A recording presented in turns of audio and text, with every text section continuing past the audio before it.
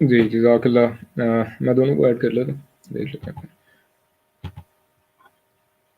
جی شعیب آپ پوچھ لو پہلے۔ السلام علیکم جی، آواز آ رہی ہے؟ جی آ رہی۔ اچھا، میرا سوال ہے کہ جیسے ہر مذہب کا جو ہے وہ اپنا اپنا خدا ہے، اور ہر شخص جو ہے وہ اس کی عبادت کرتا ہے، اور اس کو وہی چیز کر کے یا اسی کی عبادت کر کے جو ہے وہ سکون ملتا ہے، اور پھر ایک طرف جو ہے وہ دہری ہیں جو خدا تعالیٰ کی ایگزسٹنس کو جو ہے وہ مانتے ہی نہیں ہے کہ خدا ایگزسٹ ہی نہیں کرتا۔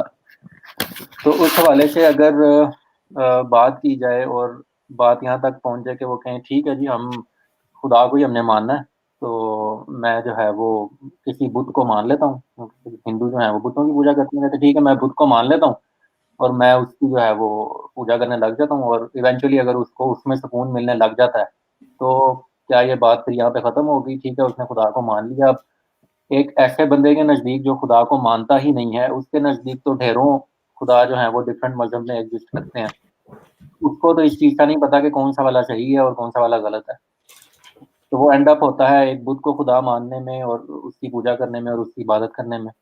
تو اس چیز کو پھر کس طرح جو ہے وہ دیکھا جائے؟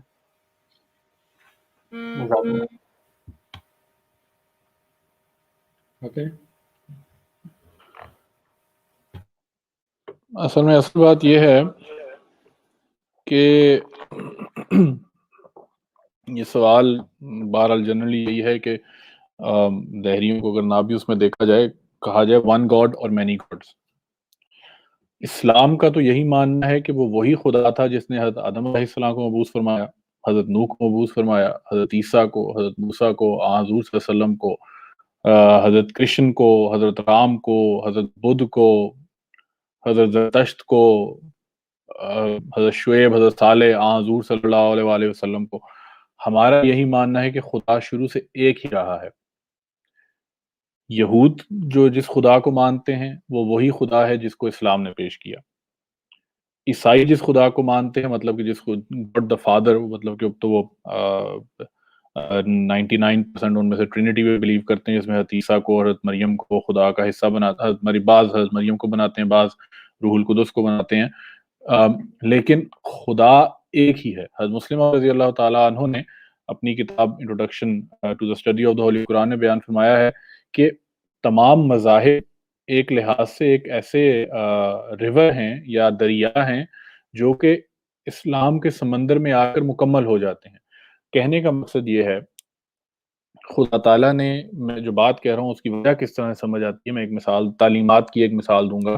تدریجاً انسان کو تعلیم دی ہے، جیسے کہ انسان تدریجاً ہی سیکھتا ہے، انسان کی فطرت ہی ایسی پیدا کی ہے، وہ تدریجاً سیکھتا ہے۔ اسی طرح سے خدا تعالیٰ نے تدریجاً پیدا کیا ہے، اور خدا تعالیٰ ہمارے وَلِكُلِّ قَوْمٍ ہاد، ہر ایک قوم کے لیے میں نے ہادی بھیجے ہیں، نبی بھیجے ہیں۔ تو قرآن کریم کا تو دعویٰ ایک یونیورسل دعویٰ ہے کہ تم خدا کو مانو، براہمن کو مانو، یہوہ کو مانو، یہ سب اللہ تعالیٰ کے ہی نام ہیں جس کو جو مختلف مذاہب نے دیے ہیں۔ مثال کے طور پر ہندو گو کے بتوں کو مانتے ہیں، اور بعض جگہ اگر پڑھیں تو لگتا ہے کہ تقریباً 2,000 بت ہیں ان کے پاس، جن کو مختلف دنوں میں یا مختلف رنگوں میں یا صورتوں میں مانتے ہیں۔ اس کی چھوٹی سی مثال میں یہ دیتا ہوں کہ کفار مکہ جب حضور صلی اللہ علیہ وسلم مبعوث ہوئے، وہ بھی بتوں کی پوجا کرتے تھے، لیکن وہ بتوں کی پوجا اس لیے نہیں کرتے تھے کہ وہ کہتے تھے کہ یہ بت ہی ہمارا خدا ہے، یا اس بت کو ہی، مطلب کہ اس بت کو وہ خدا میں شامل کرتے تھے، یعنی اس بت کے ذریعے سے ہم خدا تک پہنچیں گے۔ مانتے وہ بھی ایک ایسی ہستی کو تھے، حضرت ابراہیم علیہ السلام کے خدا کو مانتے تھے، لیکن وہ کہتے تھے کہ ہم اس خدا تک پہنچ نہیں سکتے، یہ بت جو ہے یہ ہمارا کام کر دے گا، کیونکہ یہ اس خدا کی اس صفت کا نمائندگی کر رہا ہے یا وہ کر رہا ہے۔ تو یہ وہ شرک کرتے تھے، شرک فی الصفات، شرک فی الذات کے طور پہ وہ اسے کہا جائے۔ یہی چیز ہندو کرتے ہیں۔ ہندو بھی ایک تمام بتوں میں ایک اینٹی کو مانتے ہیں جو کہ ان سب سے اعلیٰ ہے، تو کسی بھی خدا پر وہ ایمان لائے یا مان لے کہ خدا ہے، اچھا مان لیا، اب یہ سوال اٹھے اچھا کون سا خدا؟ تو اسلام نے تو اس کا سمپل حل بیان کیا ہے۔ اگر تم مانتے ہو کہ خدا ہے تو اسلام تو کہتا ہے کہ وہ خدا زندہ بھی ہے، وہ خدا بولتا بھی ہے، وہ خدا سنتا بھی ہے، وہ تمہاری مشکلات کو حل بھی کرتا ہے، وہ تم سے پیار اور محبت کا رشتہ بھی قائم کرتا ہے، تمہاری پکار کو بھی سنتا ہے۔ امن یذیب المستر اذا دعاہ ویکشف السوء، خدا تعالیٰ تو خود کہتا ہے کون ہے جو ایک پریشان حال آدمی کی دعا کو سنتا ہے اور اس کا جواب دیتا ہے اور اس کی تکلیف کو دور کرتا ہے۔ اسلام نے تو یہ خدا بیان پیش کیا ہے۔ اگر وہ اس حد تک پہنچ گیا ہے کہ خدا ہے تو یہ بہت اچھی بات ہے۔ اب آگے سوال اس کا یہ جائز ہے کہ میرے سامنے تو ہزاروں خدا ہیں، میں کس کو مان لوں؟ تو اس کو کہنا یہ چاہیے کہ تم کسی خدا کو نہ مانو، تم صرف اس خدا کو مانو جو بولتا ہے، سنتا ہے، زندہ ہے اور تمہاری سنتا ہے۔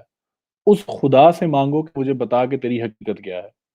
انسان ہم حضرت مسیح موعود علیہ الصلوۃ والسلام نے فرمایا ہے کہ انسان اپنی عقل سے صرف اس جگہ تک پہنچ سکتا ہے کہ کوئی ذات ہونی چاہیے، ہے صرف اور صرف خدا تعالیٰ کے الہام سے پہنچتا ہے۔ تو اس کو یہ فورس کرنا، یہ پش کرنا، وہ نیا اس کے لیے تو سارا فینومینن ہی نیو ہے، نیا فینومینن ہے اس کے لحاظ سے۔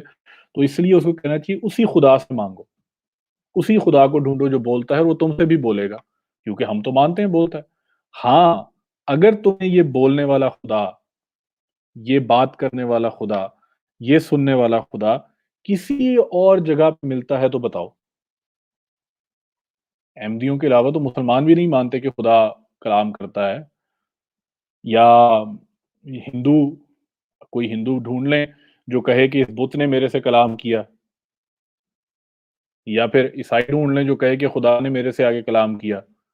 وہ آپ کو سینٹس کی کہانیاں سنا دیں گے، وہ آپ کو مختلف پرانے قصے کہانیاں سنا دیں گے، یہ نہیں کہیں گے کہ خدا آج بھی بولتا ہے، تم سے بھی بول سکتا ہے۔ یہ زمانے کے مہدی اور مسیح نے ہی یہ جو نعمت ہمیں عطا کی ہے، وہ صرف اس زمانے کے مسیح اور مہدی نے عطا کی ہے کہ خدا پہلے بھی بولتا تھا، آج بھی بولتا ہے، پہلے بھی سنتا تھا، آج بھی سنتا ہے۔ خدا پر ماننے کا مقصد ہی یہ ہونا چاہیے کہ اس سے کوئی فائدہ بھی تو پہنچے۔ انسان بغیر فائدے کوئی کام نہیں کرتا، بے سود انسان کوئی کام نہیں کرتا زندگی میں۔ یہ آپ اپنی زندگی کو گول گھما کے دیکھ لیں، آج کل کے حالات میں دیکھ لیں، کوئی ایسا بڑا کام نہیں ہے جو آپ نے کیا ہوگا جس سے آپ کو فائدہ نہ پہنچ رہا ہو تو آپ نے اس پہ زور لگا کے، محنت لگا کے کیا ہو۔ ایسے خدا کو ماننے سے جو ہے وہ اس کو دیکھا جائے، نہ اس کو سنا جائے، تو اس خدا کو صرف ماننے کا فائدہ کوئی نہیں۔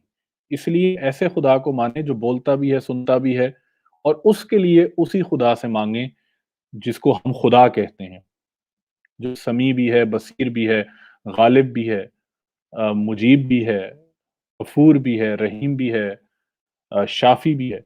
تو اس کو پہچاننے کے لیے ظاہر سی بات ہے اس سے خود ہی مانگنا پڑے گا۔ ہم آپ کو یہ بتا سکتے ہیں کس طرح سے مانگا جائے، اور وہ پھر خود ہی اسے گائیڈ کرے گا، کیونکہ جو ایسا شخص ہے وہ پھر نیک نیتی سے خدا کی طرف جائے گا، کیونکہ اس نے تحقیق کر کے یہ مانا ہے کہ ہاں ہے۔